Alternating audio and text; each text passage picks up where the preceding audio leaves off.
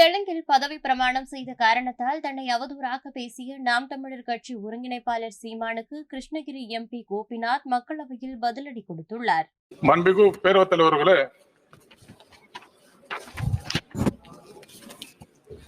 என்னோட தாய்மொழி என்றது தெலுங்கு.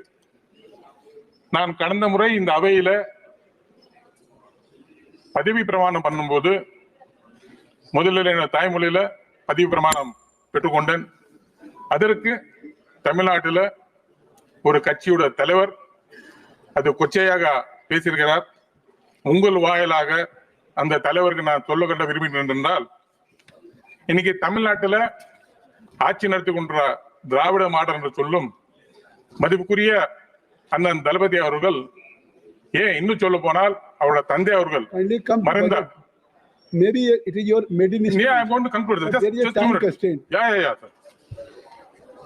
அவரு மறைந்த பெரியவர் ஐயா கலைஞர் அவர்கள் தமிழ்நாட்டில் இருக்கிற திராவிட மொழிகள்ல அங்க இருக்கிற மக்களை காப்பாற்றும் விதத்தில் அந்த காலகட்டத்திலே நான் சட்டமன்ற உறுப்பினராக இருக்கும்போது அந்த அவையில தெலுங்கும் மற்றும் கன்னடா மொழிகள் கொண்ட மக்களுக்கு உகாதி என்றது நீங்க ஹாலிடே கொடுக்க வேண்டும் கேட்டால் உடனடியாக அவையிலே அது பாஸ் பண்ணி இன்னைக்கு தமிழ்நாட்டில் உகாதிக்கு இன்னைக்கு ಹಾಲಿಡೇ ಇರುತ್ತದೆ. ಅದರ ಪರಮೈ ಅವங்களுக்கு ಸೇರ್.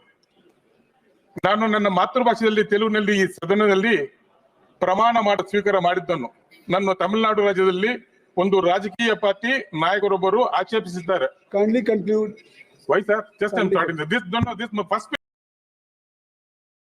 செய்திகளை உள்ளது உள்ளபடி தெரிந்து கொள்ள ரெஃப்ளெக்ட் நியூஸை சப்ஸ்கிரைப் பண்ணுங்க.